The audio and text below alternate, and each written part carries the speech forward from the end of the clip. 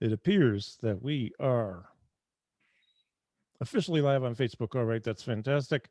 And I'm coming at you here from Syracuse, New York. I have a special guest joining me today, folks. And I'm really excited about this because I've been following him for, well, decades now. In fact, here he is, my special guest, Hey, Mr. how are you, Carl? Mr. Gregg Bissonette. How you doing, man? I'm doing really good, buddy. How are you? I feel good. And I I'm feel feeling good. yeah, Nice. feels good to be doing this and talking with you, man. I've been telling people I've been following you for decades. First saw you with Oh, thank Maynard, and then in a clinic here. Do you know? Do you remember the clinic you did in Syracuse at a hotel? Babikian brought you in. Buki. Yes, I do. I Yeah, do you were. remember. So my son and I went to see you. I have stories about that after we get into this more, but that was a blast. Yeah, I absolutely love doing clinics and with Dixon, my drum company, and with Sabian especially. We've been doing a bunch of them Oh, right that's cool. before the lockdown, but we'll be doing them again very soon. I'm so glad. So first of all, how you doing? I'm doing really good, man. Everything's great. I'm just playing a lot, and I did a fun session with Leland Sklar yesterday over Oh, at wow. A&M, which is now called Oh. Henson. And Mhm. that's where so many albums were done. We Are the World, U2, Rattle and Hum. I've done a million albums. It was the 12th album I've done with Lee and the great producer engineer Bill Drescher for a wonderful Japanese artist named Mari Hamada. And Lee, if you go to Lee Sklar's YouTube, he's got a lot of clips about, it used to be Charlie Chaplin soundstage, Mhm. then it was A&M Records, and now it's Henson the Muppets, but it's a fantastic studio, Yeah. really great Oh, okay. studio. Hence, Bill yeah, Drescher just it's amazing sounds. that's so cool. Well, I just have to start off with this. You have this energy about you that the first time well, at the clinic is when I really got to, of course, hear you speak and the audience is interacting. But I admire your energy so much, and you also just you lift people up around you. I feel it through your text messaging on the phone. Even it's like nobody makes me feel like uplifted through a text, but Gregg Bissonette does. Oh, Carl, I think that's our gig here on planet Earth. I think that's our gig is to Yeah. lift each other up. So many people are complaining about everything and downers and this and that, and I'm just super blessed and grateful to be alive. And I have the most amazing son who's 22 and daughter who's 19, and my brother Matt is my favorite Mhm. bass player. My wonderful sister Kathy. She works for the Awesome. company that they do the Coachella stuff and everything. My family and my friends. I put it like God, my kids and my brother and sister and my family, playing the drums, touring Mhm. with Ringo and the LA Dodgers. Yeah. All right. And we won the World Series, Carl. Where are I you? Bravo, Syracuse, New York. Okay, so you're probably a Yankees fan? No, I don't really care, but I'll tell you who cares is my mom. Dodgers has been my mom's favorite team for her whole life. Was she on the Dodgers back in the day when it was the Brooklyn Dodgers? Yeah, she grew up in Westfield, Jersey, near Plainfield, and so it was the Yeah, Brooklyn Dodgers. Yeah, yeah, Brooklyn so Dodgers, man. Dodgers Jeff, all the way, baby. And when they won, I mean, she oh, was ecstatic. it hadn't been since '88. So now Yeah, we've really. got that curse behind us. And I think I'm going to make a prediction here. We've got, we still have Cody Bellinger. We got Justin Turner, Clayton Kershaw, Max Muncy, Chris Taylor, Will Smith, and Austin Barnes catching. We've also now got Mookie Betts from the Red Sox. Yeah, He was a yeah. big reason we won the helped win the World Series last year. We've got, Walker Bueller. We just signed Trevor Bauer. We have Jeez. Tony Gonsolin, Dustin May, Julio Arias, who the last pitcher on the World Series win there. We have Kenley Jansen. I mean, this team is stacked. And so I think we're going to do it again, Carl. Oh, that's great. Yeah, that's an all-star team right there. Corey They- you know- Seager. I left Yeah. out Corey Seager, the MVP of the World Series. Shortstop, Corey Seager. Holy cow. Yeah. So Don't get me started. the one professional baseball game I ever went to was Dodger Stadium, What? 1979. I've only been to one. I know it's terrible. They were playing who was then the Montreal Expos. It was a doubleheader. Yeah. Yeah, that was Yeah. really cool. So Yeah. Well, geez, so yeah, I saw. Yeah, I have to tell you, you're a great educator too, man. Well, You've done it all. You've played. I look at your resume here. Just real brief because I don't want to. I won't mention everything, but just some highlights. You have your I'm own definitely, stuff. I'm definitely one of the world's drummers. You're one of the world's One of the drummers. longest names in drumming. I need to buy some vowels. I have a Wheel of Fortune. You played on I that. play on that show. You're I on the play soundtrack. at Yeah. Frank Rosato's Woodcliff Studios, Wheel of Fortune, Jeopardy. We do Family Guy from there. Oh yeah, Do a bunch yeah. of albums from, and a Carl Lundberg, another Carl with a K. Great, great prog rock, weather report type genius composer, keyboard player. Anyway, don't let me start talking. You'll never shut me up. I cut you off. Go ahead. No, that's the idea, is to have you talk. This is a platform for you, man. But I mean, I just look at some of the people I'm relatively or very familiar with. You got Ringo. Okay, Oh, you my got Henley. You've got Lou Rawls, Ray Charles, Brian Setzer, Robert Downey Jr., Lukather. I mean, Duran, Henley, Santana on Supernatural. I mean, the list goes on. Matt Bissonette, your brother. The Buddy stuff that you did, the Buddy Andy Summers, David Lee Roth. I want to hear about that because I'm a fan of his So YouTube am I. I'm a show. very big fan of his. That I guy love Dave. has got a lot going Dave's on, amazing. man. We had a lot I'd of love to, great things to say about Dave.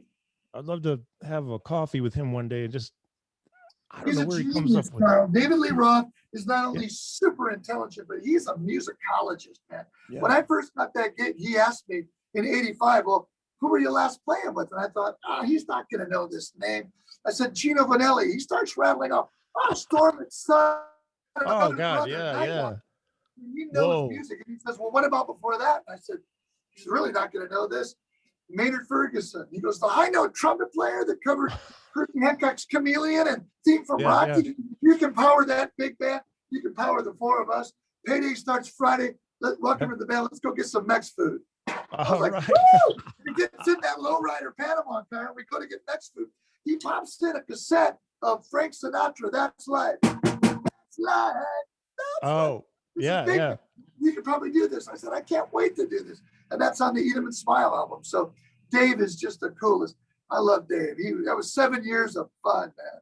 Oh, well, while we're on that, I'd love to talk more about it because I'm a big fan of him and his brain, for gosh sakes, so what the guy comes up with. And he talks about jazz. He talks about stuff from the 40s and the 50s. Like he's And he doesn't mentioned just talk Bird. about it. He does it, man. He did just a gigolo, Louis Prima. Yeah, I remember that. Yeah. So you got to He, play that with him, I'm no, sure. that was John Robinson on that. That was when he was still in Van Halen. And he took Okay. a chance, with Ted Templeman. They went to New York. They hired J.R. Robinson to play drums, Yep. Willie Weeks to play bass, Sid McGuinness, the original guitar player in the David Letterman band, Brian Mann on keys, Edgar Winter on sax. He was still in Van Halen. That was called Crazy from the Heat. It was an EP. And then California Girls, Just a Gigolo, Easy Street. Then Yeah. he quit Van Halen and started the band with Billy Sheehan and Steve Vai and I. Oh, yeah. Well, yeah. So how did that gig come about for you with David Lee Well, Roth? I was actually Myron Grombacher, one of my best friends and one of my favorite drummers. I became really good friends with Myron.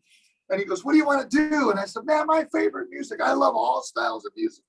And I'm not the best at any one style, but I think I'm good at all styles, And I go, I just love the Beatles first, old Van Halen second, Led Zeppelin, Jimi Hendrix, the Police, Chicago, Danny Seraphin, Yeah. Maynard Ferguson, Buddy Rich, Woody Herman, Tony Williams, playing with Oh, Miles, Tony Williams' lifetime. I got to study with Tony for like 2 years. We became Oh, really good friends.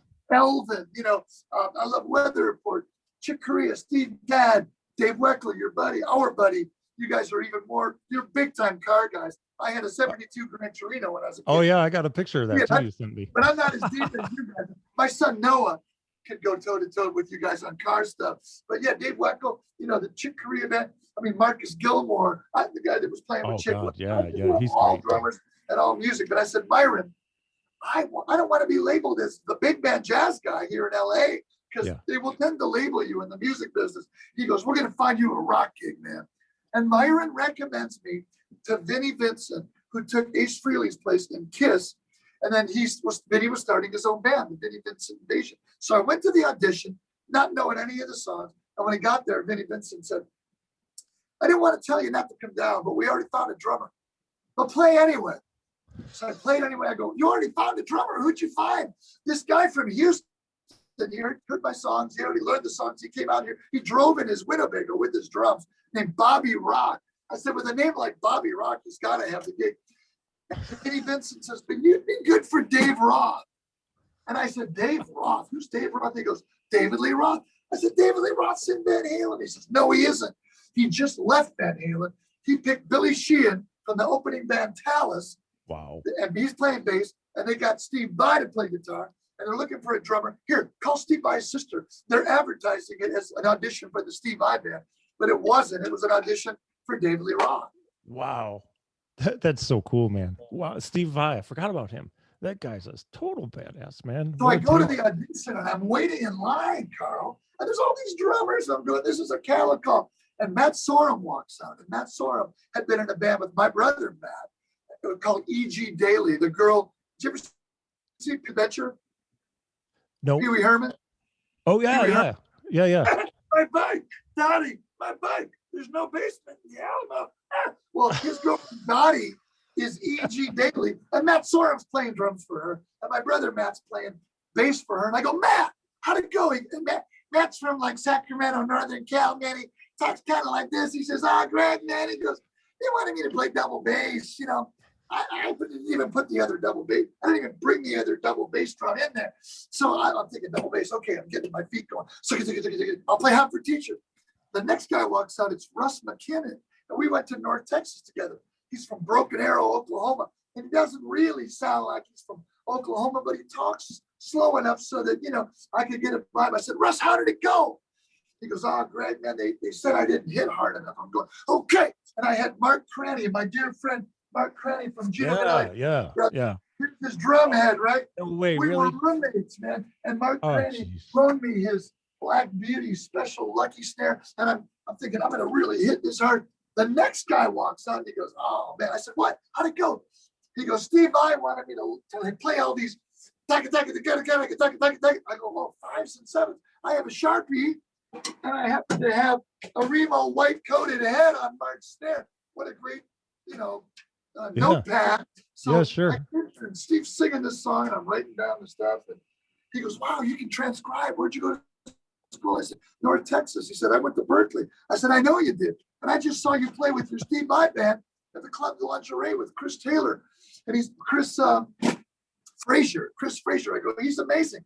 And he said, well, Chris has been jamming with us, but Dave wants us to find a drummer that's not the Steve Vai drummer, I guess. So anyway, that's how that whole thing went. And I went down to Dave's house and I learned the songs because Steve loaned me a bunch of cassettes and I wrote them out. And Dave came down and he goes, wow, how'd you learn all those songs so fast? I said, I just, I wrote some notes here and I transcribed the songs. He goes, you read music? That's fantastic. And he goes, this is great. Because he was impressed that I could read the notes and play the stuff. And then we just hit it off. We had a blast. 7 years of fun. Man, that's so cool. That's so cool. So let's go back for a second. So Mark Craney, that guy, I love him. My first exposure to him, I never saw him live, was brother to brother with Jimmy Haslip on bass. Left-handed. Yep. And gosh, Mark was so sad that we lost him so young and so early, but what a talent. We were roommates. The way I met Mark. Yeah, the way I met Mark is I went to the reason I moved to LA, Alex Acuna, our band in Dallas, we had a funk band called Buster Brown, and we opened for Lee Ritenour. And Alex Acuna was playing drums. And I said, Alex, I'm just so in a rut with my playing. I just want some new stuff. He goes, you should move to LA tomorrow. It's a great band. You should move to LA and listen to my favorite drummer play at this club called the Flying Jib. I said, who's your favorite drummer? He goes, Vinny Colaiuta. I said, the guy that followed Mark Craney on Brother to Brother that's on the new album, Nightwalker. He said, yeah, Nightwalker. Yeah. I said, what's he your favorite at, Alex? Rock, funk, jazz, Brazilian sambas, Afro-Cuban. We didn't know a lot at the time, 82, about, Changuito and Horacio Almagro Hernandez or Deafness Prieto or Jimmy Brandy or N.A. Lavanda. I said, what's he your favorite at? He goes, everything. Vinny Colaiuta is my favorite drummer at everything. So I quit that band. I moved to LA and I'm going to see Vinny and I see this tall guy, this blonde haired guy on the payphone going, yeah. And Mark Craney's supposed to meet me here later. And I stop and he hangs up. I said, excuse me, I didn't mean to eavesdrop, but I heard you say Mark Craney. He said, why, yes, Mark's coming down here. And he never came to the club that night, but it was Doane Perry. And Doane gave me my great friend and great drummer with Jethro Tull, as Mark was. He gives me Mark's cell phone. Nobody had a cell phone. 82. He gives me Mark's number. And I call Mark. I took a lesson. He goes, hey, we need a roommate. You should move into the other room. We became best friends. And Mark Craney, my drummer, and I started the Woodland Hills Drum Club in his garage. Wow, that is so cool. What a great story, and man. We threw a big benefit for Mark because he had diabetes. Yeah. And he needed a new kidney. So we had Terry Bozzio, Steve Smith, Vinnie Colaiuta, Carmine and Vinnie Appice, Rudy Richmond, Jonathan Moffat, Myron Grombacher, and who else played? A bunch of people played. And we raised 10 grand in the back of Guitar Center. And that's great. Mark bought a kidney. Isn't that something? Yeah. Ricky Lawson, the late great Ricky Lawson played. That was a great. And Jeff Porcaro came down there with his son, and his son really was with him. And I was like, "You should play on this thing with us, man." He goes, "I'm just coming to listen, man." And Jeff had his son in his arms, and he just came and listened. I got a picture of it right on my phone. Oh wow, but Jeff Porcaro, what a great. Not just his name comes up. His name comes up all the time as what a sweet guy he was. What a sweet guy he was. And his dad, we just lost Joe Porcaro. Here's Jeff at that benefit with his son in his arm. Oh, wow. Wow, that's cool. That's great. Yeah, Jeff great was photo. Great photo. So we have a comment from Mark Mondester. He says, hi, Mark. Talking about We're going to do the freaking G drum camp. We're going to hang out, I think, this August. Oh, yeah. Oh, cool. Yeah, he was saying that on the Brother to Brother album. So it's kind of like the whole band was left-handed. You got Jimmy, Carlos Rios, and Craney. Carlos is one of my best friends. We talk almost every day. I call him Los. He calls me Biffy. Mark's left-handed. Jimmy Haslip's left-handed, and Carlos Rios. Mark, that was a very good point to mention there. 3 lefties. Yeah. And one of my best friends, Scott Gross, is on. He's also my dentist, and he is a drummer. And he says, love you, Greg. Saw you at the Andrew Bocelli concert at the Teatro de Silencio. In Italy, in Tuscany. Italy. He was in Tuscany that Tuscany, night. Dude. I remember when you went there just a few years ago. Can I tell you the story about that? Sure. So please. Carl, I'm booked to play. It's one of those David Foster events. Nathan East on bass. God. Dean Parks on guitar. Randy Kerber, and this whole Italian symphony out in the middle of the mountains of Tuscany, wine country. And about a week before I leave, I get a call from C.J. Vanston, one of my best friends, who's the musical director for Spinal Tap. And C.J.'s got me on all those great Christopher Guest movies like Waiting for Guffman, The Mighty Wind, For Your Consideration, Best in Show. And C.J. goes, hey, man, Spinal Tap's been asked to play at this big concert at Wembley Stadium, 80,000 people for Live Earth. And I said, when is it? He tells me it's July 7th, like in 2 weeks, right? And I'm going, July 6th, I'm doing a concert with Andrea Bocelli. And it's the night before. He goes, well, maybe you could do a red eye from Tuscany, from the Pisa, Leaning Tower of Pisa Airport to Heathrow. I do the gig, and I'm waiting in the lobby. A cab picks me up. I go to Pisa Airport, get on a 6 a.m. flight. It lands in Heathrow at like 8. The black cab takes me to the Dorchester Hotel. All the guys from Spinal Tap are walking out. Come on, Skippy. Skippy Scuffleton's my alias with Spinal Tap. So we go to Wembley. The first band that sound checked, and there was like 12 bands, is Phil Collins and Genesis. Like the first book of the Bible or the Torah. Genesis, right? 10 a.m. Jeez. And so all of the drummers that are playing, Dave Grohl, Taylor Hawkins, Chad Smith, the guys in Madonna's band, the guys, from all these different bands, we're all watching. And Phil turns around and goes, Greg, you got your buddy. What is this, a drum clinic? And we all go, yeah, Phil, it's a drum clinic. And he and Jeff Thompson just tore it up. But all 18 bass players from 18 bands sat in with us on what song, Carl? Oh, man, really? That sounds Big Bottom. That Big sounds Bottom. so cool. So if anybody YouTubes Spinal Tap Big Bottom Live Earth, you'll see 18 bass players playing with us. And the great Steve White, a friend of Mark Mondesi's, he was my sub. He rehearsed with Spinal Tap. So he played floor tom while I played Big Bottom. He's on that YouTube also. That's so cool. I'll definitely check that out. Mitch, tell your dentist I'm glad he was there, man. Yeah. Scott? Scott, are you still with us? Did you hear that? And if you didn't, if he might be at his office, doing teeth because he's a dentist. But Sure. anyways, I'll make sure that he hears that. Mitch Stein is watching. Great guitar player. Yeah. Great musician. Yeah. Mitch, I can't wait to talk with you, man. We're gonna have fun. So the Roth gig, yeah. So there was that and all the other things you've done. I have to tell you, one of the best lessons I learned, but what's kind of funny is I learned it from you, but it took probably 10 years for me to understand this real simple thing that you said. Oh, Scott's with us. Okay, cool. Oh, you missed it. Well, you'll hear it. You'll hear it. I'll send you the link later. Hey, Scott, I'm glad you were in Tuscany. Yeah. I was expecting this amazing Italian food, and we were stuck out in the middle of nowhere. We got this little box lunch with this like cold chicken parmesan and some noodles with no sauce. I'm in Tuscany. Where's, Yeah. did you bring in some cannolis from Sicily or something? Anyway. Oh man, that's so funny. So, Scott, What was the story? Pardon me? You said you learned a lesson from me? Oh yeah, absolutely. So, Scott, I'm wondering if you were at the clinic too at the Holiday Inn Carrier Circle when Book brought in Gregg for a clinic. So Nick and I went. My son is Nick. So we went. This is probably like the late '90s, maybe, or early I remember, 2000s. Yeah, and you were set up, and what Scott says, the most beautiful venue ever, wasn't it, in Tuscany? Tuscany was beautiful, but we almost didn't do it because the cranes kept blowing down because it was so windy. But we finally did it, and it was great. Oh man, I haven't been to Tuscany, just Rome, but I'm going to get there one day. So, anyways, you're going through this stuff, and you started talking about the Beatles. You started talking about Ringo. See, everything I've done in my life, I've pretty much done backwards.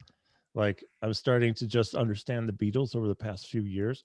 I think I might understand some of it anyways, because where I came from with my musical, surroundings and upbringing, all that, if there weren't a lot of chops involved, or if it wasn't like Buddy Rich or Billy Cobham, who I love dearly, but Yeah, me too. to me, it just wasn't even. I'm almost ashamed to admit it, but it wasn't worth listening to because I was big band till I discovered Billy Cobham in 7th grade. I was 12, and then wow, Fish Snoop, Return to Forever, Headhunters, all that. So, anyways, and I'm, I want to do all this stuff and play. And of course, I did a lot of work, a lot of gigs, and didn't overplay. I don't think that often, but maybe occasionally. But at the clinic, though, and I'm at the time, I'm probably 40 or late 30s, and I'm you start talking about Ringo, and the song that you brought up was "Come Together," and you were describing how simple that may be, but also how things don't need to be complicated to be effective. And a lot of times, something more simple is much more effective, and how even that whole idea of that rhythm was like genius. I did not understand this at the time. And then I started to think when I had to play it in a band. I'm like, oh my God, I remember what Gregg said. Simple doesn't always mean easy, right? Because sometimes the easiest or the simple stuff, it's sometimes easier to play a lot of fast, flitty, witty stuff than it is to do some metrically right on. And I'll never forget it. That's the night that clicked with me. It's like, what? Simple does not always mean easy, and simple can be highly effective. And then I started listening to the Beatles. Well, that's such a great story. And what? It's funny because people think simple and they equate simple with slow, and they equate difficult with fast. And Ringo has single strokes like you would not believe. I mean, you hear Tony Williams. I got to study with the guy for 2 years, and he let me hear his singles up there at Pacific at his home where he lived with Colleen. Ringo does those same kind of Buddy Rich, Tony Williams singles, but he'll go, she's gotta take you to ride, or double stomps and help with both hands. No way. Oh, jeez. That's the equivalent of. Yeah, it is. It might even be harder. So much technique, but he plays so musically. And when you think of the bass part and the guitar part and come together, boom, boom, bing, bum, boom, boom, and when Paul's holding that note, doom, doom, doom, doom. Ringo just musically, and he goes from floor tom up.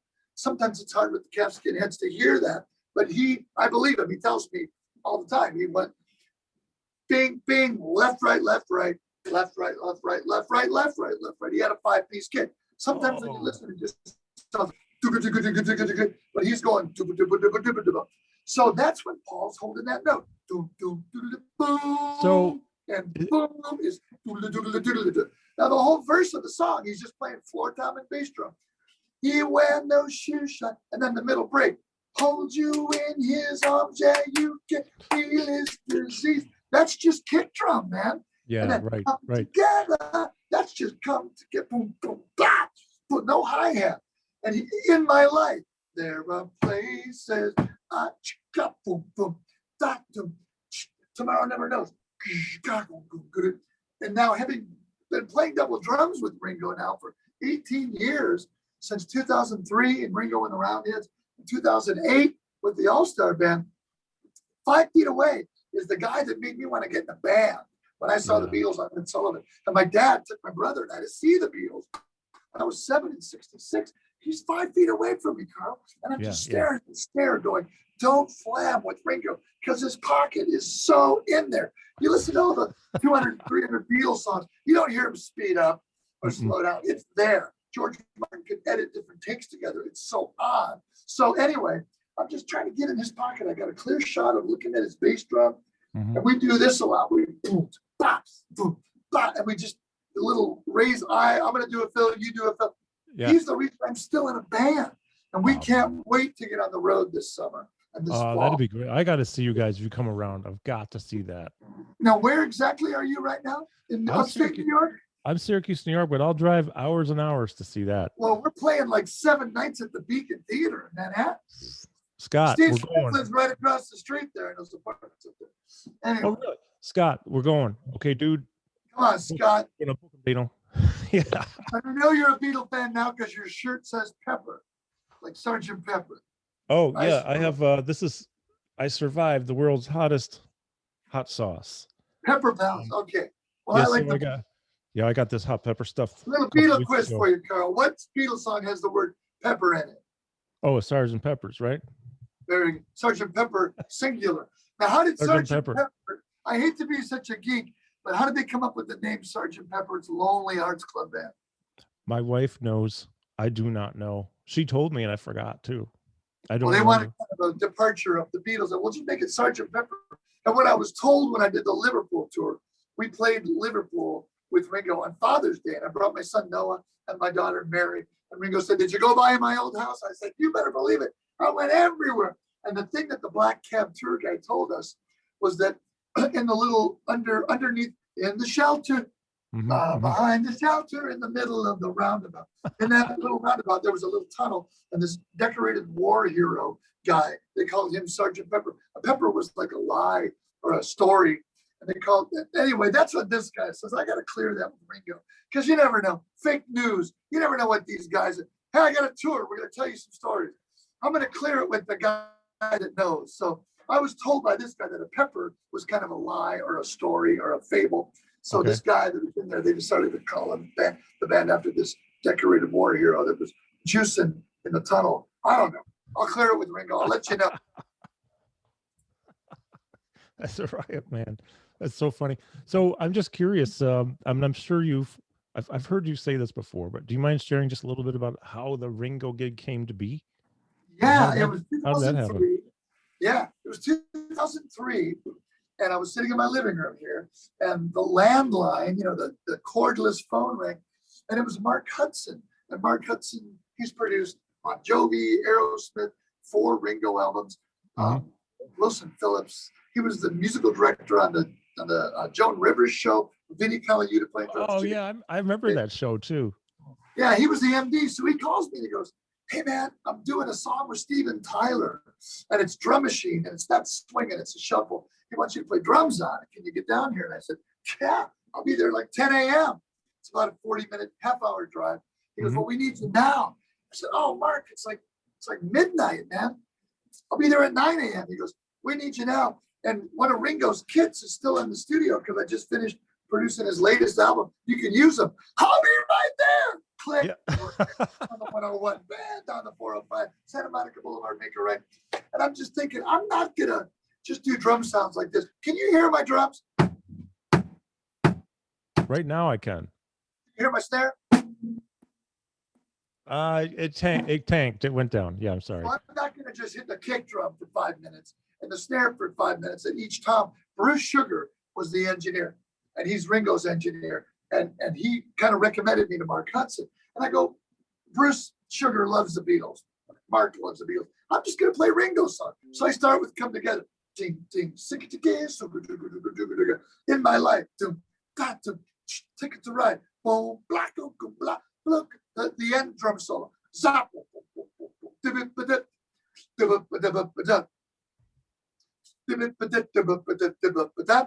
Yeah.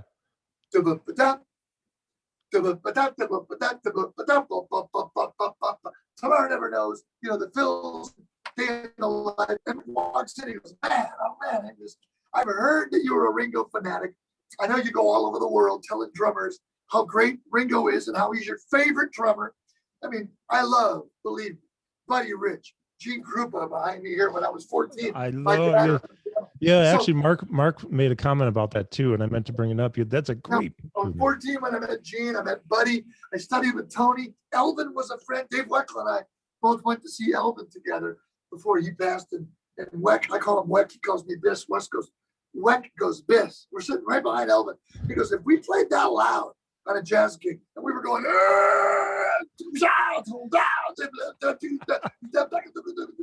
we'd be fired. Yeah. But it's his band, It's his band. So I love all styles of music, but the Beatles are the penultimate, the apex for me. Mm-hmm. So anyway, I show up there and I do that. And he says, man, if Ringo's son, Zach, who plays with The Who, who was also in Ringo's second version of the All-Star Band, if his son, Zach, is out with The Who and he can't do it, I'm going to recommend you and Ringo will love you. I said, like that? It's that easy? He goes, he'll trust me. I think he's going to love you. And by the way, does your brother, Matt, have a Hofner bass? And I said, yeah, absolutely. Does Dolly Parton sleep on her back? Yes. My brother has a Hofner bass. Come on. So Matt got the gig too. And so I went to shake Ringo's hand. My dad, Bud, who was my drum tech, he was doing my drum cartage. He shows up, he goes, my mom's reading the Thomas Brothers before there was a Apple, directions, right? She's reading the Thomas Brothers. Oh, make a left on Sepulveda and make a right on this. And he goes, I set your drums up 3 feet away from Ringo's Ludwig's. Oh my gosh. And we were so excited. I was crying. And I go to shake Ringo's hand, my brother and I both. And he goes, I only give hugs. And he gives me this loving hug. Man. And I can't tell you what it means for me to be in your band, Ringo and the Roundheads. When he does an album, he'll do like Leno, The Late Show, Tonight Show, all these different shows, Conan. And he plays drums on his albums, but he needs a drummer to play in the band. So I said, I can't tell you what this means.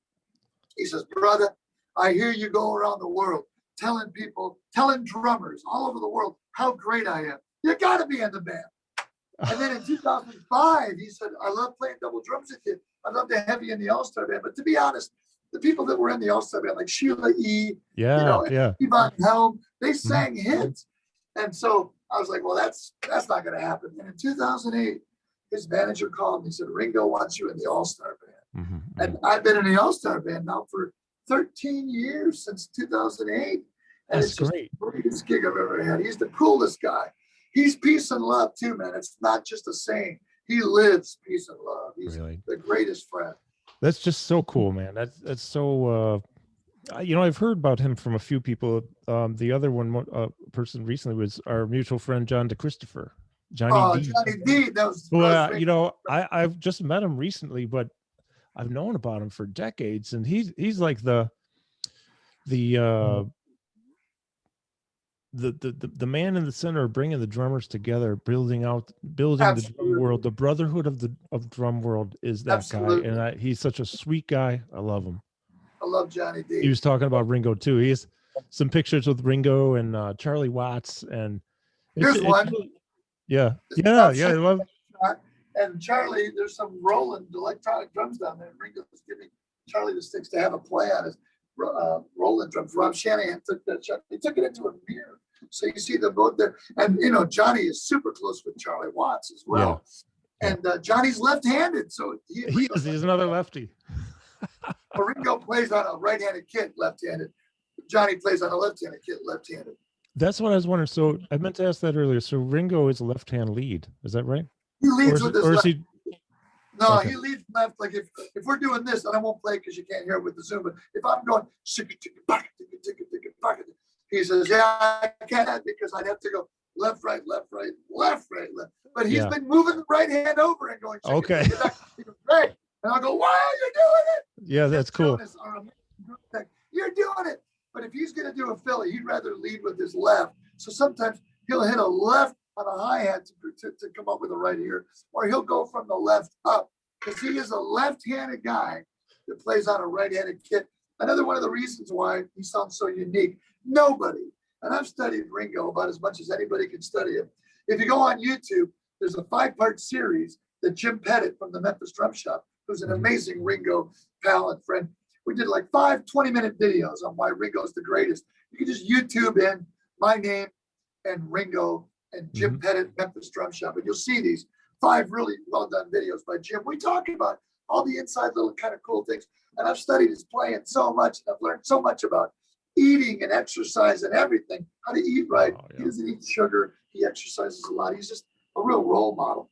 But I learned so much about playing, I'm sorry, I didn't mean to interrupt. He looks good. No.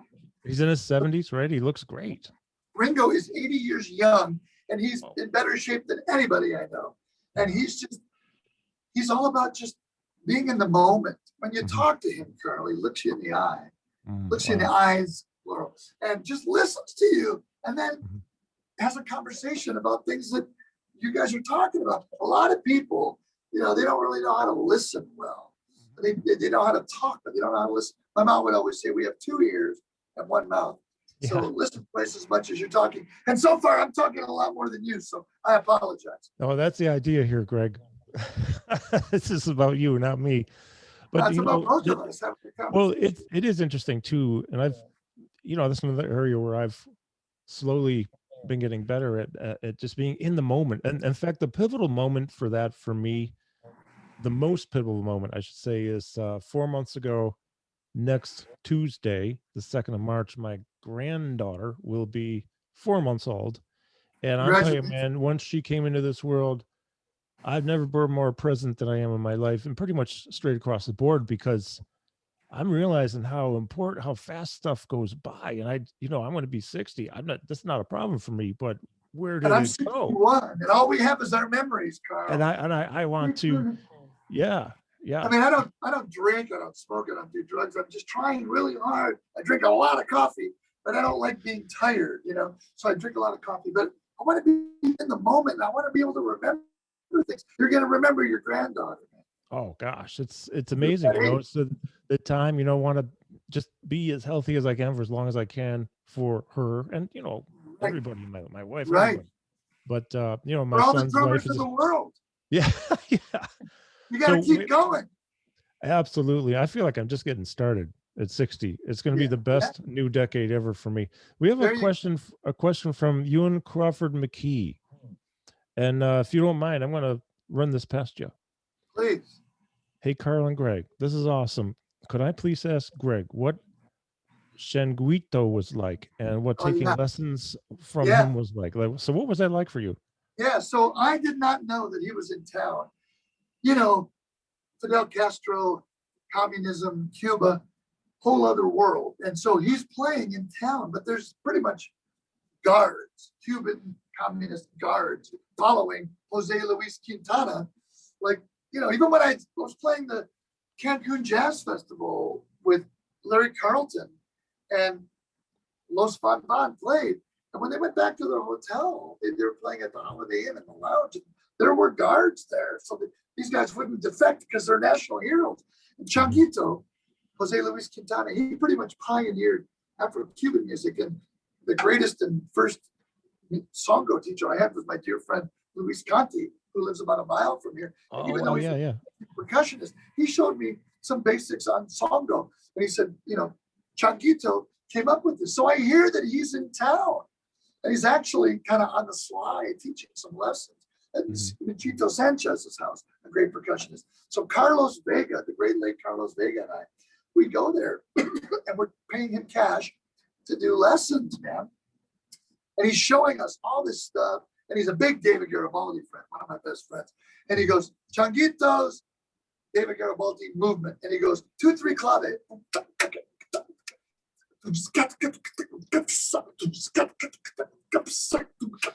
It's in clave. I told David, you're playing right before the lockdown happened. And Dave Illich, another great friend of ours. Anyway, so Changuito's a big Tower Power fan, big David Garibaldi fan. And he was playing with Los Bambanes. Somebody had left some electronic drums behind. So he's playing timbales, and with his bass drum foot, he goes, with the bass drum. And he comes up with standing up, playing 2-3 rumba, 2-3 song, 3-2 rumba, 3-2 song clave. So songo. So I'm taking these lessons for a couple of days, and I used to have a Porsche, black Porsche, and we're driving around in the Porsche and just having a blast, man. And Changuito doesn't speak a lot of English, and I don't speak a lot of Spanish, but I learned some cool phrases from him, man. And Luis taught me this one. Luis taught me this one. We were doing a session in Santa Monica. I said, I want to learn something with a Cuban dialect, Luis. And he says, learn this. La zona blanca es para disembarcamiento o embarcamiento de pasajeros solamente. No hay parqueo. I said, what does that mean? He said, that means at the airport, LAX, the white zone is for loading and unloading of passengers only. No parking, please. So I'm getting all this Cuban dialect stuff going. El gato con la brr. Anyway, so I love Jimmy Brandley, one of the greatest Afro-Cuban teachers I've ever had. He was playing in NG La Banda, NGLABANDA. And I learned a lot from Jimmy. I took for many months with Jimmy because he lives here now. He came here. And Changuito went back to Cuba, but I learned a lot from him. Carlos Vega and I, we were at A&M Studios where I was yesterday playing with Lee Clark. And he goes, show me your Changuito notes. I'll show you mine. And we're writing down the notes. You know, the 6/8, bang, bang, gang, gang, gang, get the button, the pop, pop, pop. So bang, bang, bang, bang, bang, bang, bang, bang, bang, bang, like a patah thing.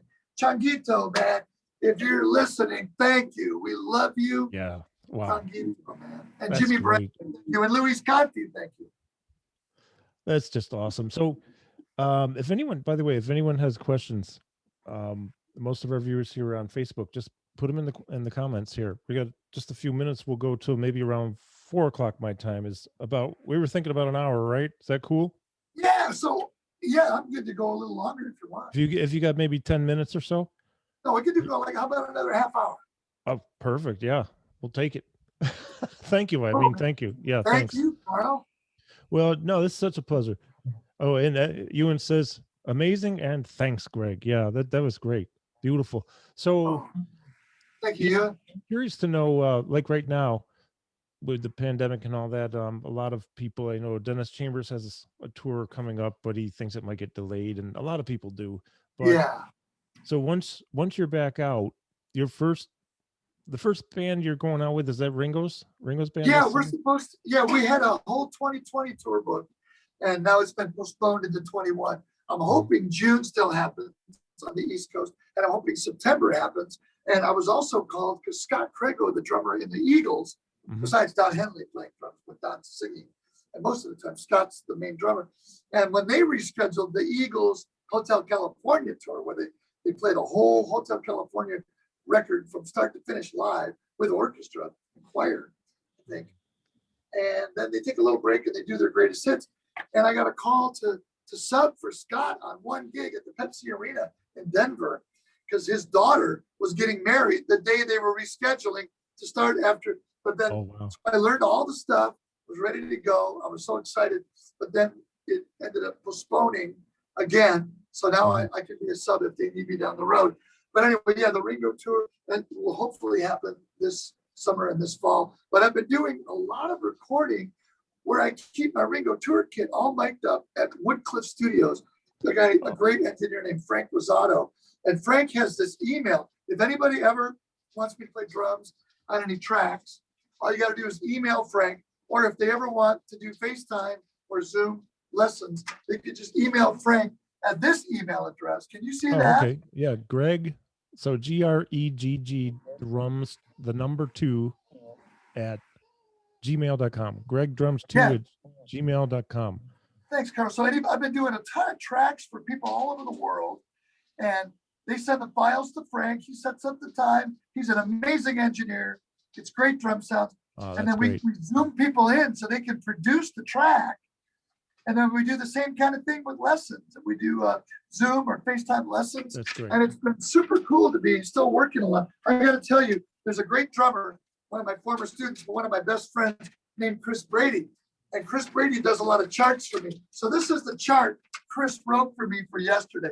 I was doing an album with Mari Hamada, a fantastic nice. Japanese pop star. Lee Sklar's playing bass. So she really likes things the way she programs the drums. She wants you to do take just like she programs, and then she wants you to do it take the way you'd want to do it. Mm-hmm. And I didn't know she had programmed this one song with such difficult stuff. It's a 6-page chart. So I called Chris at 8 o'clock the night before. Chris, he spent 5 hours. I hired him, of course, but he spent 5 hours. He transcribed it all. I like bass drum stems down. So many drum transcribers, they do stems up, you know, and I like kick drum stems down. That should be down. Yeah. Stems up. It's the old school way, but it's the way that they still write drums for the transcriptionists here in Hollywood. So anyway, Chris nailed it, man. He wrote out 3 huge charts. Lee Sklar was cracking up. And Bill Drescher, this engineer, is so great. And we got great drum sounds in there and did the tracks. Because Mari didn't come back. She didn't come here from Tokyo. She stayed there. And Bill would send her little MP3s here and there. She was happy because Chris Brady did such a great job. He's the artist relations guy at Aquarium, too. Fantastic drummer. Great friend, Chris Brady. That's awesome, man. That's like my little puppies here need a little attention. Yeah, cool. Yeah, we're good. We're good, Brandon. And they we're gonna be, who did this? Your puppies. Carl, who did this Randy. song? She's got her nose down. I'm sorry. What's that? Which song? What artist? You're a year younger than I am. I'm 61. You're 60. Who did this song back in the 70s? And they called it Puppy Love. Oh man, I know the song. I don't know who did it. Who did that one? Donny Osmond, my sister Kathy's favorite singer and favorite human, Donny Osmond. Wow. Yeah, I remember that. I remember that song really well. I never saw him. I saw Marie a couple times. Marie and Donnie were just in Vegas. They sold out every show for like 10 years. But Donnie's coming to Vegas again. I'm a pop fanatic, I got to tell you. I love jazz so much. I love, all styles of music, Latin, reggae, sambas, songo, bebop, big band, small group, brushes. But I just love pop more than anything else. Well, it's interesting because I didn't start getting into it until I'd say like the past 10 years, really. And it really comes from the conversations I've had actually when I stopped playing intentionally just a little over 7 years ago. I needed to take a break, and I had been doing it for so long, and I was very lucky to work with a lot of great players and work a lot of variety. But I started this fitness training and rehabilitation business, and I went down the road of cognitive and memory rehab and movement rehab, and I love it. It's really. Are you a Prevagen fan? Prevagen or CoQ10? Are you fans of either of those? Oh yeah, definitely CoQ10, and then Prevagen. Prevagen's great. Yeah, Prevagen has been one of the doctors who sends me a lot of people to work with. If sometimes it's a movement related thing like Parkinson's, and that's really my area of specialty, but dopamine replacement. But a lot of them have cognitive decline, memory issues, and Prevagen has been really helpful. Yeah, there's an ingredient found in jellyfish that kickstarts the memory long-term and short-term. I took it about a year before my 40th reunion, and I went back to Warren, Michigan, and they had this thing with all the names blocked off. I think I got like almost all of them. I mean, it worked. And Ringo told me about CoQ10. That's great too. Yeah, that's good stuff. I take that every day. So this understanding more as I took time off from listening to anything intentionally. I didn't really purposefully listen to music for probably a year, but then I kind of started over again. I'm finding myself like gravitating towards Elton John, Yeah, early Billy Joel. yeah. Oh, did your brother tour with Elton My John? brother's been the bass player for the last 10 years with Elton. And our bass player, the bass player before that was our best friend, Bob Birch. And when Bob passed away, they asked my Oh, brother Matt to play. But Bob Birch was my brother's bass teacher back in Warren, Michigan. oh And wow. Bob and Matt were just best friends. Yeah. Love Elton. You might not, I'm listening to, I find myself listening to Elton still often. Yeah. And now like Paul McCartney. I'm in this right now. I'm in Huh. this Paul McCartney phase where I'm listening to all the Wings stuff. Who actually the drummer who he used to have, Joe English, is from our area here, Joe Syracuse. is one of my favorite. He's a lefty too. And Is he? Joe, yeah, Still, Joe's a lefty. is he Joe's still amazing. alive? Oh Joe's yeah, still yeah. alive? Yes. Joe's Okay. still alive. The first band Paul had, he got my good friend Denny Sywell, and then after Yeah, Denny yeah. Sywell was the great Joe English, and after Joe English, the great Denny Sywell from the great Joe English to the great Chris Whitten. And when I met Chris, he introduced me to Paul in '89. That was the first time Paul had played in since Joe English with Wings, and so he introduced me to Paul and Linda. I went to the sound check. I came to the show. Chris Oh, Whitten and I are dear pals. And then Abraham Laborio Jr., the great Abe Jr. yeah, yeah. The Paul's had some amazing drummers, man. And my favorite of all time, of course, the Beatles, Ringo. Yeah, yeah. Abe, Abe Laborio, right? Abraham Laborio Junior, because Jr., his father's a bass player, right? the bass player. And boy, can Abe sing too. He's got his daddy's feel with the bass. He's got the best feel, the biggest drum sound, and he Yeah. plays with so much joy. Abe Jr., he's a joyous man. You should check out the thing he did with Ross Garfield. They do like in the basement or something. It's a thing where he and Ross Garfield, the drum doctor, talk for an hour. And Abe Jr. is so joyous, and his pocket is so deep. He makes Paul laugh. Watch YouTube Paul McCartney with Abe playing Maybe I'm Amazed. And he sings so great too. Abe Jr. is a monster. That's actually what I've been doing. I subscribe to this YouTube thing for my phone, so I can just Chromecast to my TV and the sound system attached, and I can close out the app, but it keeps playing. So now I'm watching, and I've actually watched Abe a lot with Paul, and then some of the early stuff. I've been watching some of the Beatles, watching Elton, I mean, and there are a lot of other ones too. I just can't think of who they are right now. Except Billy Joel. Yeah, Billy Joel. Music songs. And what I find is interesting is I'm starting to understand. I think I'm starting to understand that what makes a song great. Well, I don't know. It's subjective. It depends upon who we are and what we like. But I'm appreciating more now. And really, some of this stems from you at that clinic and talking about Ringo and talking about the Beatles.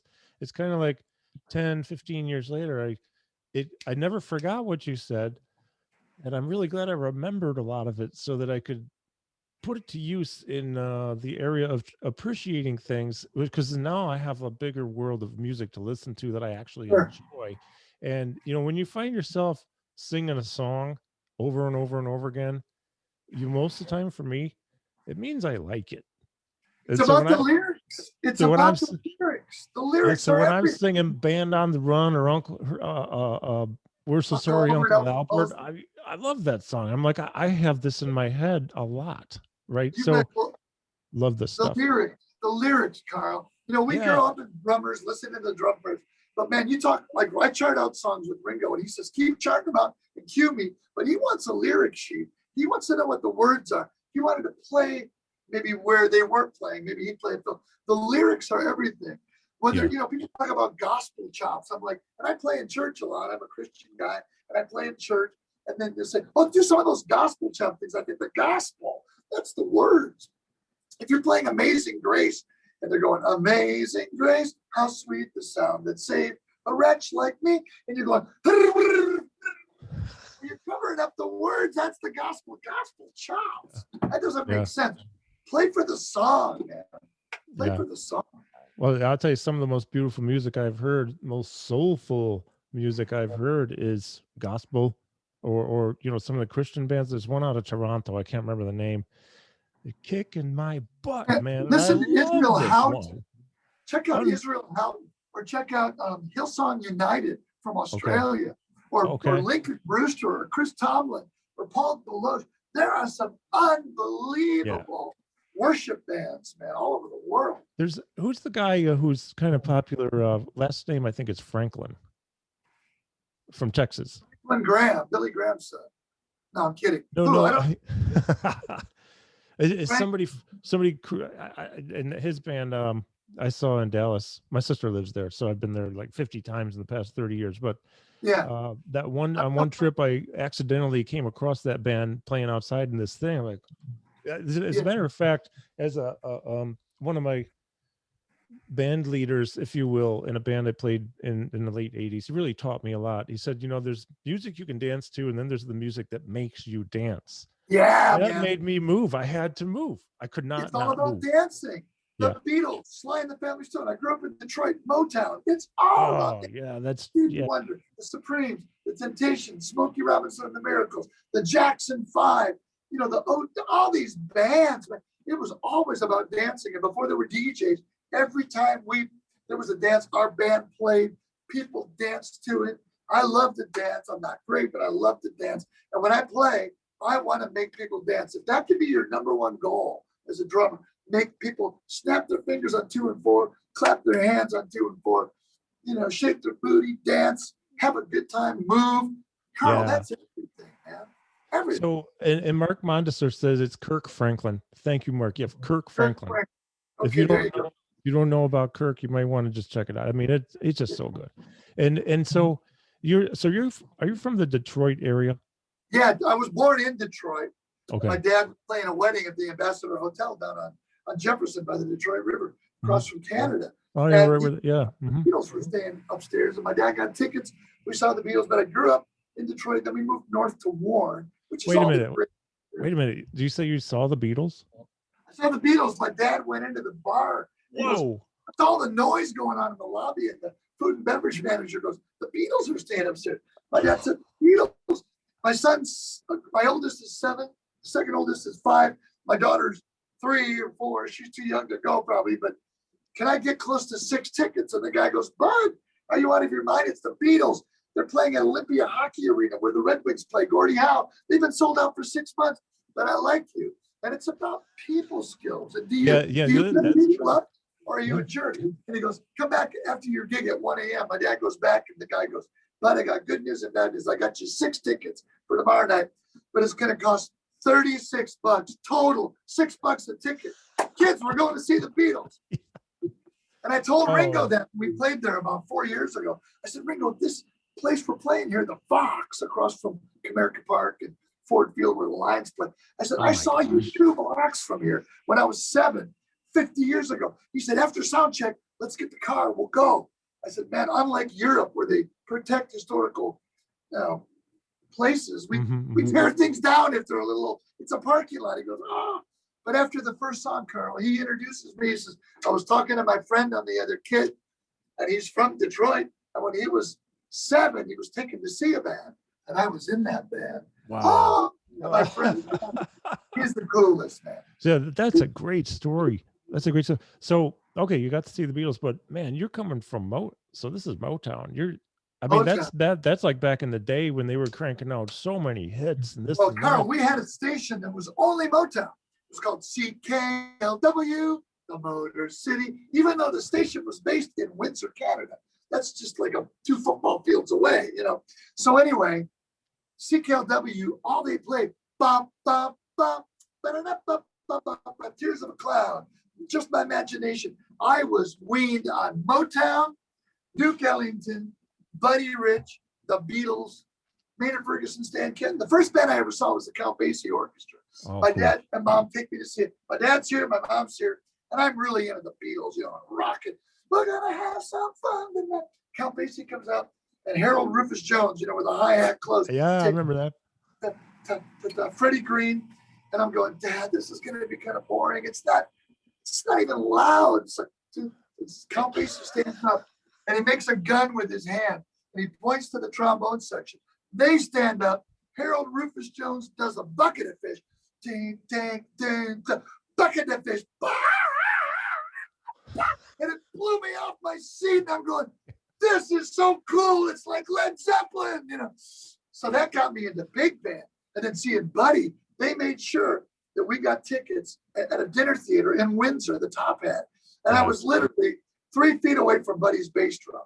There's Buddy 24, wide open. Richie Cole, the band was killing it. Yeah, Richie, Pat LaBarbera, maybe. Pat LaBarbera, Richie Cole on alto. I saw that band. Yeah. I saw that band just before Pat left in 1970.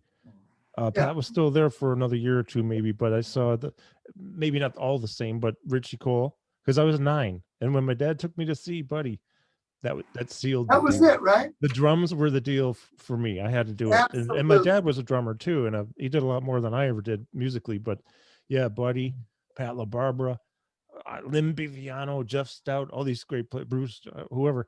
Lynn Biviano. Yeah. I got a story. When I met Buddy the first time, Kathy and I were friends. Kathy Rich and I were friends. I had a crush on her because she was singing with the band. Her and you did too. So did I. Yeah, I think everybody did. All the drummers did. So her and Stan Getz's daughter are singing "Sophisticated Lady," and so I go up and talk to Kathy. And I'm about 16. She's probably maybe same age. I don't know how old Kathy is, but anyway, she goes into this pet store in the Eastland Mall on a break, like an intermission, and she's looking around at different pets, and I'm just like, oh, I'm in a pet store with Kathy Rich. And when I got the David Lee Roth gig, she was into all kinds of music. So I bring my parents to the Comedy Store to see Buddy play, and Kathy's there. And my great friend Jerry Steinholtz, who played percussion amazingly, he says, "Hey, Kathy said you can come back and say hi to Buddy." So my parents and I go into Buddy's dressing room after the show. And because I was a friend of Kathy's, he was really nice to me. He goes, "Yeah, Kathy told me you were in Maynard's band." I said, "Yeah, we actually did gigs on the same bill." He goes, "Yeah, I remember." Because we'd flip a coin and Buddy never wanted to go on first. And if he had to go on first, when he ended the set, he'd play the 2 Barn Burners, man. He'd play, Love for Sale, West Side Story, and Channel 1 Suite. Channel 1 Suite. He never wanted to play first. But anyway, he was super cool to me. He goes, "You want some birthday cake?" One of the guys in the band had a birthday. And he's in a robe with probably in his underwear. He's in a robe with his kneecap showing and cowboy boots. And he's talking to my mom and dad. and I said, "It's my dad, Bud." He goes, "Oh, another Bud." And my mom, Phyllis, she plays vibes. My dad plays drums. And my mom said, "I used to be in a band with Wayne Wright, the left-handed guitar player that you had in your band, Buddy." And he goes, "Yeah, Wayne Wright. I might bring guitar back into the band." And he's talking and hanging with my parents. And I'll tell you, for my parents to get to know Buddy, to really get to know Maynard. I mean, my dad and Maynard were best friends. And to really get to know Armand and Lenny, man, my dad and my mom, they got to kind of relive their dreams through their son playing in all these different bands. And they always came out to the gigs. They met Ringo once when we played in Waukegan, Illinois. We did a soundstage show. You can YouTube Ringo Star Soundstage. And you'll see this whole great show. Cool. Ringo went around it. And my dad's wearing a Zildjian hat. My dad says, and Ringo says, "Yeah, you're a drummer. Greg told me." My dad says, "Well, yeah." He goes, "You want to sit in?" My dad goes, "No, I mostly just play bebop." He goes, "All right." And Ringo's favorite drummer was always Cozy Cole. Top secret on that. And for Ringo, I think Buddy was a little bit too much, a little too many notes. He was a Gene guy. He is a Gene guy, and he is a Cozy Cole guy. Sure. But anyway. Yeah, my dad was too. My dad, Gene was my dad's number 1 hero. Period. My dad too. Louis Bellson, another one. That was fun. Louis came out to my dad's funeral. Louis made it a point to be at my dad's funeral. And I got pallbearer. Greg Fields and I were pallbearers at Louis' funeral. Oh man, that's another guy who his name comes up a lot. I keep hearing stories. Skip Haddon? Sure. So Skip and I have a thing we do pretty much every week on the Toronto Skip Haddon. Mm-hmm. From Toronto. Oh, Skip Haddon from he's at Berkeley. Oh, yeah. I know 2 Skips. Skip Haddon. I've done a lot of things at Berkeley. Skip Haddon. I don't know him that well, but I know a Skip from Toronto that had a drum book, which is last name. Anyway, sorry about that. I interrupted you again. Oh no, that's fine. It's fine. But But Louis' name comes up a lot. We're talking about him with John DeChristopher. We're talking about him with Mike Clark the other day, and just Love Mike. and Dennis Chambers, all these people, and Peter Erskine. And I got to meet him 2 times. One I was about like 10, and another time I was living in Evanston, Illinois. So I went down to Rick's Cafe in Chicago to see Louis and his band. And it was funny because Oscar Peterson sat in that night. It's the only time I ever got to see Oscar, so I'm so glad he was there. But man, Buddy was like Louis was a gentleman. A gentleman. That is the word. The quintessential Louis was gentleman, class act all the way. Can I tell you one Louis story? Yeah, please. There's one of my dear friends, this boy, he had kind of incurable cancer. His name's Ronnie Byrd. And his make-a-wish wasn't to go to Disneyland. It was to come out to LA. He had seen, I think, the Buddy Rich Memorial. And he wanted to, and he was a David Lee Roth fan, and he wanted to come out and hang and play double drums. I said, "Are you kidding?" So his mom and dad, his dad, Ron Byrd Sr., they brought him out from Poughkeepsie, New York, not too far from you. And so he came out, and I thought, I'm going to ask Louis to come over. And I'm going to ask Simon Phillips to come over, and Tristan Bowden, and Myron Grombacher, and Hillary Jones, and Tony Pia. And we spent the day playing double drums at my house in Woodland Hills with Ronnie Byrd. And it just made his day. And Louis and his wife Francine, he could not have been cooler. He said, "Ronnie, you're wearing all of us out. You've got all these tumors throughout your body, and you got cancer, and you're dealing with all these treatments, but you're wiping us out. You're playing double bass at odd times with Simon. You're playing, stuff from Skin Deep, double bass, Duke Ellington with me. Skin Deep, yeah. And he wore us out. And Ronnie passed away about, 10 or 12 years back. But he will now, I'm sure he's up in heaven now going, "Thanks, Louis." Well, yeah. I mean, Louis is such a great example as a human, a gentleman, a great player, disciplined, respectful. When you talk with Louis, he'd be looking at you, kind of like you described Ringo. He's in the moment. Yeah. In the moment. So going back, another thing too is I got to know Beverly Getz a few years ago, maybe 12, 13 years ago, and I used to go down to New York a lot when she was living in New York City. That is like 4-hour drive. Yeah. So in the early days of my rehab career with, movement, memory, cognition, and go there to learn like every week, every Wednesday. So we would get together at this Mexican restaurant, every couple months and have lunch and talk. And I heard all these stories about Buddy, because she used to tour with Buddy and her dad, Stan, were best friends. So yeah. One day she calls me and she says, "Carl, what are you doing tomorrow at noon?" I said, "It doesn't matter what it is. You're going to be with me because Kathy Rich is coming in and the 3 of us are going to lunch." Yeah. And I said, "Okay, whatever it is, I'll be there." So we went to the same place. And I have to tell you, the stories that the two of them were telling were so funny about Stan and Buddy. And then there was the serious stuff too, and the emotional, some sad things, but mostly just fun, funny. You could see that Buddy and Stan were like this. And and I was sore for like 3 days, my face and my abs, from laughing so freaking hard. That's a good sore. It's great, really good sore. It was awesome. Lee Roth made me laugh like that. My face hurt and my abs hurt from just laughing so much. That guy cracks me up, man. I great sense of humor. Yeah, he's amazing. So man, this has been so much fun. I have a question actually from me to you. I'm just curious. That's a Beatles song. From me to you. Right. Yeah, that is.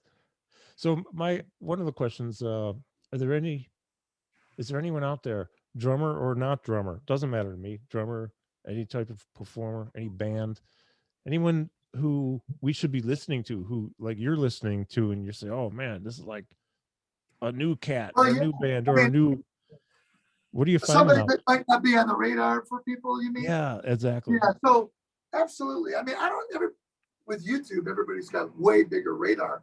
But I'm still going deep in the weeds on my favorite all-around drummer, Vinny Colaiuta. And we're dear friends. We talk all the time. He and his wife, Mim. We're super close. And Vinny's one of the most intelligent and funny guys, and just one of the greatest vocabulary of any drummer I know. So I'm always going deep into the weeds on Vinny stuff. And the latest Randy Waldman stuff he's done is just fantastic. Everything he does is fantastic. I heard some of that, man. But I've really been getting, It's beautiful. it's Love fantastic. it. But I've really been getting into a lot of other drummers for fun, like Mike Mitchell. I met Mike Mitchell when he was 11. We did this Drummers for Jesus festival. Zorro and I and a bunch of guys, and his mom brought her son. And it was 11-year-old Mike Mitchell. Mike plays with Stanley Clarke. His nickname or his alias is Black Dynamite. Mike Mitchell, incredible drummer. Go into YouTube and type in Mike Mitchell compilation. Right.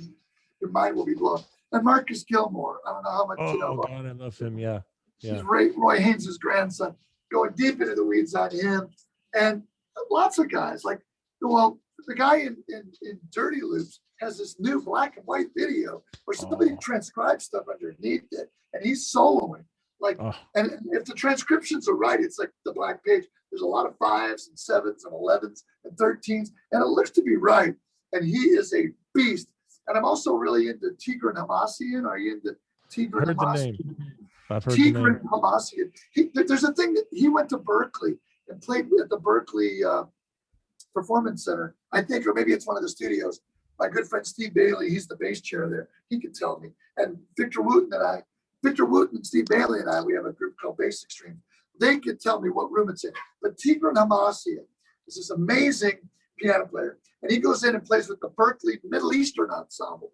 So just YouTube Tigran, T-I-G-R-A-N, Hamasyan, and the Berkeley Middle Eastern Ensemble. There's 2 drummers that are incredible, badass drummers playing back to back. And the bass player is just getting into it, the guitar player, the singers, the girls. But there's a song, my great friend Stefan Feynman, he's a wonderful drummer here in LA.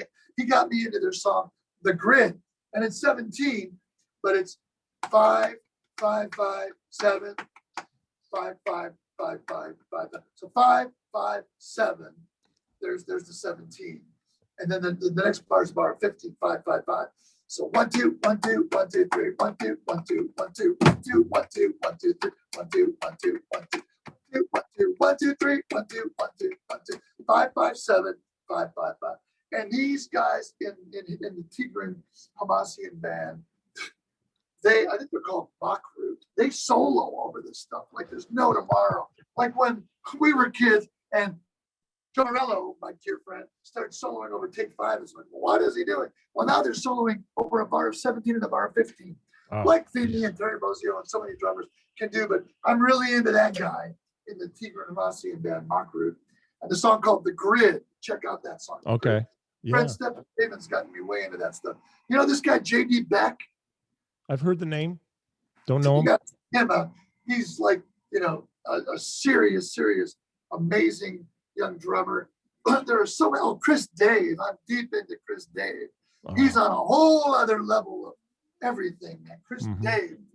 When I heard Vinny was at a Chris Dave clinic checking out Chris Dave, I went, Chris Dave's got to be the guy to check out.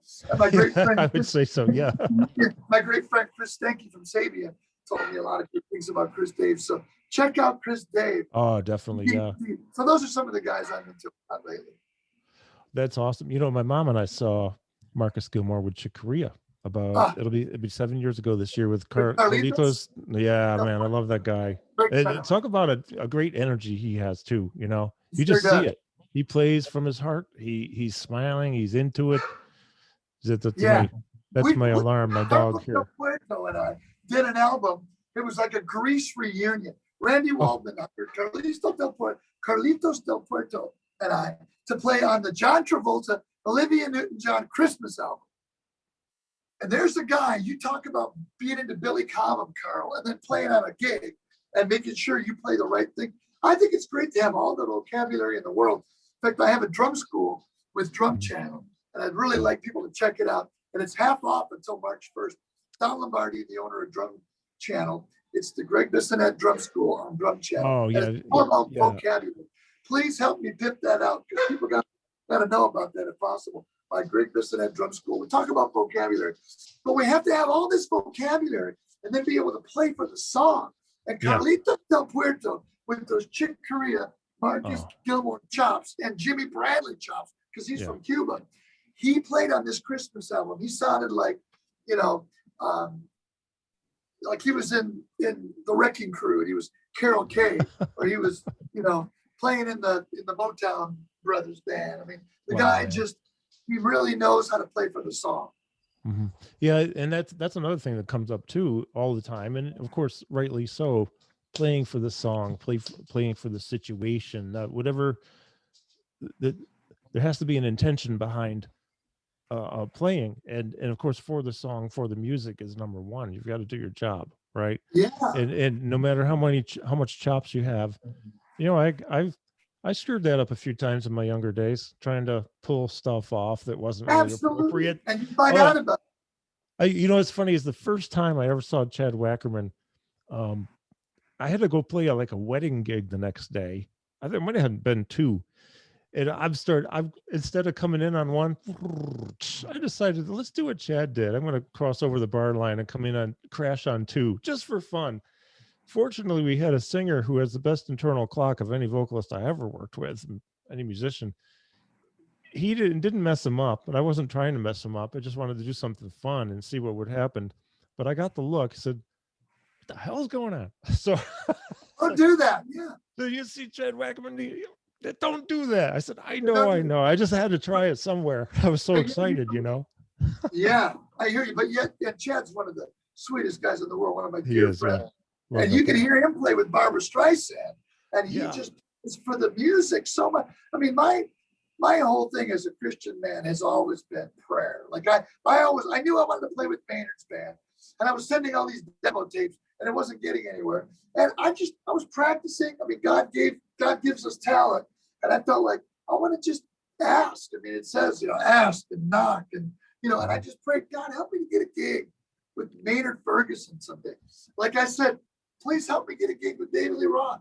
Please help me get a gig with Ringo or Jeff Lynne and ELO or James Taylor. And I just believe that if you really like all these styles of music, I've had jazz players say, hey, I want to take lessons and learn how to play rock. I say, well, do you like AC/DC? Do you like Led Zeppelin? Do you like Jimi Hendrix? No. Why do you want to play rock?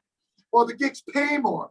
Or I'll get rock players. I want to play jazz. Oh, you listen to Charlie Parker, Miles Davis? Are you into Dizzy Gillespie or, are you into Wynton Marsalis or Chick Corea or Herbie Hancock? I don't know who any of those people are. Why do you want to play jazz? Well, I went to the Big Potato and when the drum solo happened, everybody stood up. That's why you want to play jazz.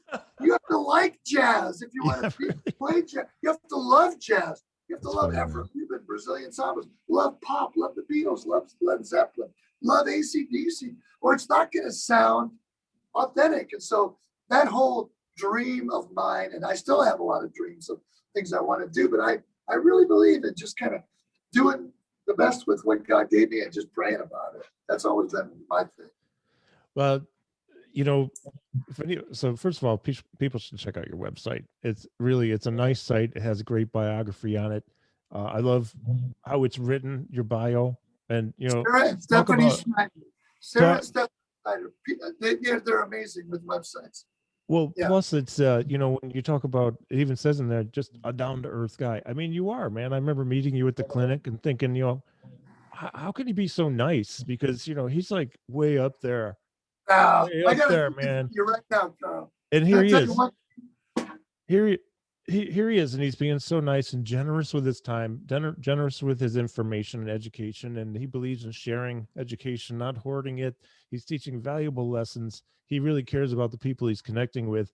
That's you, man, and I appreciate you so much. As I don't know you, I mean, we've never met really. We did briefly, but you wouldn't remember. There'd be no reason to, but just this interaction we've had the past few weeks and then today, I feel like you come through in any interviews I've seen you do. This is a real deal, man. I'm seeing the real Gregg Bissonette. You're authentically, genuinely you, and we love you, man. We really appreciate you. I do. I really just appreciate so much that you are you, and your resume is beautiful. You can do anything. No, I don't know about that. You look at all the stuff you've done, from Ray Charles to David Lee Roth to this to that, and that is beautiful. That's great. Well, I'm struggling with the Thomas Hawker beat on Bleed. I got the feet. But when Dave Dillon, I do that. I'm struggling with that, so I'm working on it.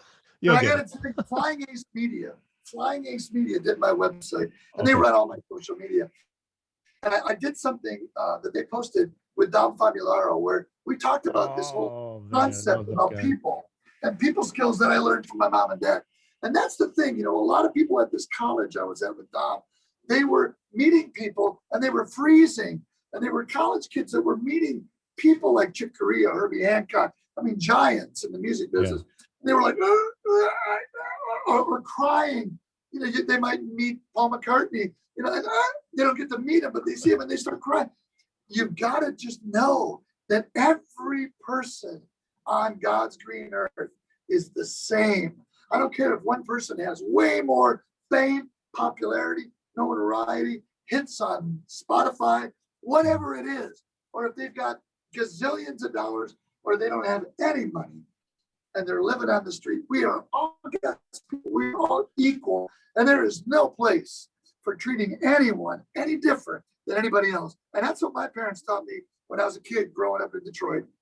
They said, everybody is a human being and we're all equal. Some of us, you know, are born into different circumstances. Some of us are born in with different talents. But man, my dad was the kind of guy, we'd take a taxi cab ride, Carl. One time we were in Montreal and this cab driver, he didn't speak English. My dad didn't speak his language. I don't know where he was from, but all I know is when we got out of that cab, somehow my dad knew that he had 6 kids and that he wasn't from Canada. He wasn't from the United States. Yeah, yeah. But he knew his name and he got out of the car and he tipped him, he paid him, he tipped him, and he thanked him by his name and he knew how many kids he had. And I'm like, Dad, nobody does that. He goes, well, you got to start doing that. I said, you're right. He goes, because we're all God's people, man. You know, that's a really beautiful story, first of all, but a great lesson too. I not to give myself credit here, but I will say that when I've traveled, because I've traveled a lot around the world teaching the Parkinson's course that I wrote, and yeah, I've been very, very fortunate to work with some great neurology teams and blah blah blah, this and that. But what's the coolest thing is the people are what make anywhere great. Italy's beautiful, but if it weren't for the people, all it would be is just great scenery. The people are what really make it. And Amen. It doesn't matter who they are. Anywhere I go, I love Mexico so much. I got to get back there. I have so many friends in Mexico, and I spend a lot of time there. It's the Where else have you gone? Where else have you traveled for your Parkinson's? Oh, a lot around Europe, Italy, France, a lot in England, Ireland, Scotland. Let's see, Dubai, Singapore. Dubai, Singapore. Dubai. Pardon me? How did you like Dubai? Actually, I loved it. I loved it. Pretty advanced, the buildings and the technology. Oh, the architecture. Yeah, the architecture, the people, the whole vibe there, and it all has to do with the people. The people. And then I took the train into what they call I can't remember the name, but it's Old Dubai. It's the original old city. And so that's where the golden souk is, and the spice souk is like gigantic flea markets, blocks and blocks. I don't know, probably square miles of it. And that's where all the mosques, more of the mosques are. And you hear the prayer coming out. And you know that I'm not a Muslim, but I mean, it was so beautiful because I got to hear the chanting and the prayer walking. And I go up and ask for directions how to get to the spice souk, and he didn't know what I was saying. He didn't speak. He was a local guy with the robe on, but what a great experience. And then I went to Jerusalem last year I went to Tel Aviv with Ringo, and then I took a tour on my own on a day off to Jerusalem, and then I found a guy with a Palestinian passport. We went to Bethlehem, and when you're in Jerusalem, you'll hear the mosque and the bells ringing in the church and all the different religions and all the different people, but it's all people, man. It is even in like the Dubai Mall, the biggest mall in the world. It's about 1,400 stores in there. It's like a city. I mean, it's unbelievable. The aquarium itself is enormous, and that's a little tiny part of the mall. But you know, they shut down the mall several times per day. The stores close so they can pray, right? So you'd be in the middle of shopping. Sorry, sir, you must leave. Come back in 15 minutes. And when you come back, Carl, when you come back in 15 minutes, do they say, okay, now Dubai? Spend your money. That's a good one, man. That's a good one, man. But it was a great lesson in culture. That's a great lesson. And but I think what I really was speaking to is the idea of I can learn from anybody. I've been in Absolutely. on the streets in different cities and countries. I remember one night in Chicago where I spent a couple of years when I was younger living there and gigging a lot. And uh, I'm walking around that near the John Hancock Gold Coast area, sort of, right? And there's this guy on the street in a wheelchair. You know, I never carried cash on me. I couldn't buy him anything. We ended up talking for about a half an hour. I learned a lot from this guy. He was in unfortunate circumstances. And that's another thing I do. I was just talk with people and, you know, maybe I'll buy him a cup of coffee or a hot dog or a burger, but you know, there isn't a person out there I can't learn from. And so it's Absolutely. really, it's always about the people. And I love that your dad was like that too. It's just knowing That's where I learned all the people people stuff. appreciate it so much when you know their name and you know anything about them that they might have said, you know, or you're interested in hearing Well, about their well, life. well, real quick, Jim, I just can't tell you how great this interview's been, Jim. Yeah, right. Carl, I know your name. Come on. Just I trying know. to make you laugh. That's another thing that I learned from my mom and dad. If you can make people laugh, Kenny Aronoff and I talk about this all the time. If you can make people laugh on a session Yeah. or on a tour bus or on an airplane or at a Yeah. sound check, laughter is what the world, besides love and peace and love, we need laughter a lot more. Too You're many not kidding. people take themselves a little bit too seriously. Drummers, musicians, a lot of people Yeah. thinking, you know, me. It ain't about me. It's about trying to, like you said, be a light, make people laugh a lot. It's healing. You know, it's funny. I think I stole this from Muhammad Ali, and I talk about this a lot. Is it ain't about me, it's about we. There you go. Just How about because. that song by John Scofield with Bill Stewart on drums? We en route. You know that Bill album? Stewart, man. Yeah. Woo! I told Bill Bill Stewart I saw him about 5 years ago in Manhattan. Larry Goldings and I are good pals. And through the James Taylor thing, I've gotten to do gigs with Larry, Oh, cool. subbing for Dad. And he goes, "You got to meet Bill. You got to meet Bill." I go, "Bill, I was just telling Ringo about you." Bill's pretty quiet. You know, he's like, "You told Ringo about me?" I said, "Bill, yeah, I did." Because Bill's a great punk drummer too, man. He's played with, James Brown's alto player. What's his name? Maceo No. Parker. Okay. Mark Oh Parker. yeah, Maceo Parker. Maceo Parker. More Coke Yeah. Q10 for me. I got to start hitting more. Maceo popped out of my head for a minute. But the memory experts I talk to say, when you have to send a messenger back on horseback for that thing, don't just go, "Yeah, that sax player with James Brown, whatever." No, you send them back on horseback. You never know exactly when he's going to deliver the message. Maceo Parker. Don't let it go, because with Google, we either type it in, "Oh yeah, Maceo Parker," Yeah. or we let it go and say, "Whatever." You know, don't do that, kids. Keep trying to remember it. Yeah, you got to keep Older, moving yeah. got to keep moving physically. You got to keep thinking. You just got to So use real your quick, brain. I got to go in a minute, but Bill Stewart goes, "What did you tell him about me?" I said, "Well, you know how you do all the crush rolls." Yeah. He said, "You told him that?" I said, "Well, we were playing Pick Up the Pieces," because Hamish Stewart from the Average White Band, he's one of the all-star guys. And Yeah. so we start going, and I go, and Ringo goes, "That's great." So he starts, he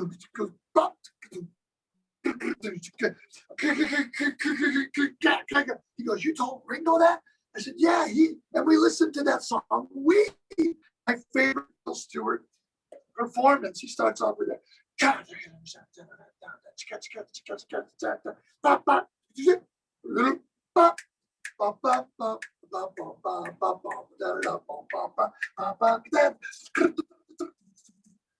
"I just can't believe you told Ringo about me." I'm like, "Bill, you know what, man? He knows your name now." That's great, man. That's a great story too. Wow, man. Well, Thank you for having Greg, me, Carl. man, Greg, I appreciate this so much. It's been really a pleasure and honor to talk with you. One apology to make to you, though, because I get so excited talking about stories, drummers, music, I that love I it. cut you off a lot tonight. I hope you can put a little edits in there, because you were talking it a couple times with the delay. I know I cut you off. Trust me, it doesn't matter. It's all about you, you know. And that's the other thing. People love to hear the stories. I love It's to about hear them. we. It is about we. And the other thing too, we're really I have documenting. to wee in a second here. I'll tell you, I'm holding my coffee pretty good. Yeah. Speaking of wee, getting my Yeah, bladder well, excited. we went past what we were going to, and I have no problem with that. This has been really great. So let's do it again sometime down the road. Thank you, Carl. In the meantime, I just want to say thanks. Thank you. Thank Appreciate you brother. so much. Thank Thanks you. everyone who's watching. Really appreciate this. We had people watching. Ewan says, thank you so much, Carl and Greg. Well, you're very welcome. Giovanni Pagano, Anthony Giovanni Pagano, Giovanni Italiano. Pagano. Hey, by the way, Giovanni, Michael Beck from Happy the Man is going to come out on March 8th. Do you remember the band Happy the Man? Happy Prog rock? the man. Yeah. I know, because I'm happy. I'll send you I'll send you a link. Giovanni turned me on to them just maybe a month ago, and now I'm addicted to it. And Therese, thank you for your help. I got the images you sent. She texted me a picture of stuff, and you know what? I don't have that version of Zoom, so I will upgrade or something. Thank you, Therese. If I could just say a big thanks too, because I first met Therese DiMuzio with Lenny DiMuzio, and he brought her backstage to a David Lee Roth concert. And he goes, Greg, maybe this is not the right place for my daughter to be. And Therese is going, Dad, I've seen all of this before. And Therese, he's like, but you're my daughter. She's like, Dad, go have a beer, relax. So Therese hung out. Therese was like 25 or something. She's like, Dad, I got this. That's beautiful. That's great. We love you, Therese. Yeah, we do love you. Thank you so much. You and I are going to talk soon, Therese. So, all right, Greg. Thanks again, my friend. It's been a pleasure. And stay healthy, man. I will, and you too, buddy. You got it, my friend. Love, right. God bless you. Keep playing them drums. All right, brother. We'll see you soon. Take care. Thanks. Bye-bye. Bye-bye.